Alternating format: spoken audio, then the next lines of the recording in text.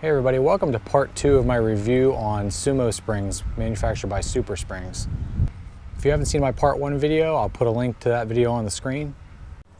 So to recap a little bit, in the first video I installed them on the truck and then I drove it in and gave my first initial impressions on it. At the time I hadn't yet towed anything with it, so I planned on doing a second video after I towed my travel trailer. In the first video, I noted that we saw a substantial improvement in the amount of sag that the truck saw with the weight of the trailer on it. I do want to be very clear on one thing though. I don't view SumoSprings as a substitute for a weight distribution hitch. If your towing application requires a weight distribution hitch, you should still be using one.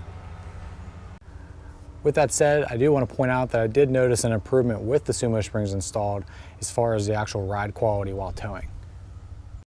Prior to installing the SumoSprings, I would have a fair amount of bounce whenever I hit certain bumps, especially out on the highway. I definitely noticed an improvement of that once the SumoSprings were on there, and it was better for sure. Overall, the ride is a little bit stiffer with the SumoSprings, but I don't consider it to be harsh by any means. Part of the reason for that in my case is possibly because I installed the 1-inch spacer that comes with the kit. With that spacer installed and the cap on my truck and other gear that I have in the bed, the SumoSprings already just touch my axle with nothing else in the truck. If you find that the ride's a little bit too harsh for you, you could take that spacer out. It would give you an additional inch of suspension travel before the axle would touch the springs. But keep in mind that you'll have that 1 inch extra of sag when putting a load on the truck before you would see any benefit of the SumoSprings.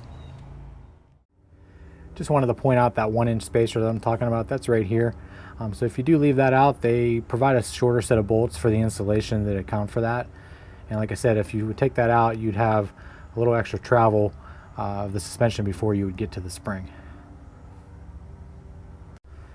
I also want to note that these springs are now black. If you notice in the first video, they were blue. These are the same springs, and for some reason over the short period of time since the installation, they've lost their color blue.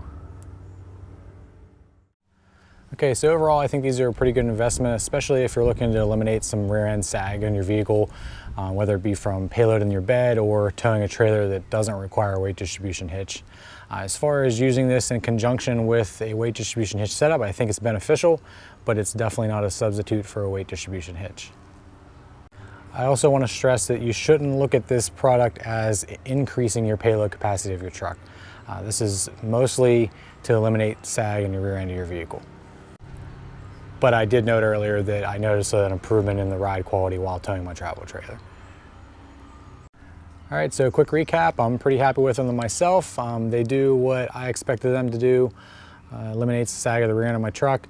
Provided a little bit of an improvement in some stability while towing. But I do continue to plan on using my weight distribution hitch setup while towing my travel trailer. All right guys, I hope this video was helpful. Hopefully you checked out the first part of this also. I'll see you next time. Thanks for watching.